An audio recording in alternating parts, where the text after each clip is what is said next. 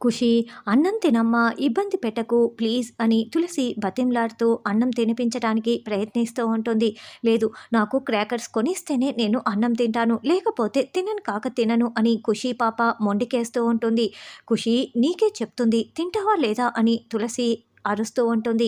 అప్పుడే సిద్ధు అక్కడికి వచ్చి, ఏంటి తులసి, నీకు ఖుషి పాపకి అన్నం తినిపించటం చేత కావటం లేదా?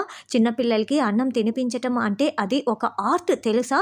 చూడు నేను ఎలా తినిపిస్తానో, ఇలా ఇవ్వు అని అన్నం గిన్నెని చేత్తో తీసుకుంటాడు.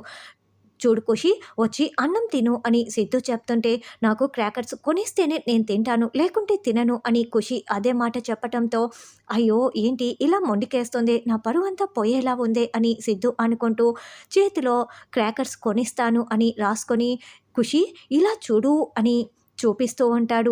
తులసికి కనిపించకుండా చాటుగా చేతిలో రాసుకున్నది ఖుషి పాపకి చూపిస్తూ ఉంటాడు. ఏంటి, నేను తిననని చెప్తున్నా కదా అని ఖుషి అరుస్తూ క్రాకర్స్ కొనిస్తాను అని రాసింది చూసేసి, నేను ఫ్రెండ్ తినిపిస్తేనే తింటాను, నేనెందుకు తినను, తినిపించు ఫ్రెండు అని సిద్ధు చేత తినిపించుకుంటూ ఉంటుంది.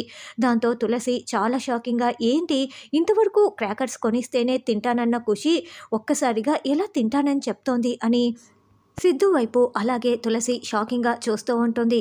అప్పుడే సిద్ధు చేతికి క్రాకర్స్ కొనిస్తాను అన్న అక్షరాలు కనిపిస్తూ ఉండటంతో, ఇది ఒకసారి నీ చెయ్యి చూపించు అని తులసి అంటుంది.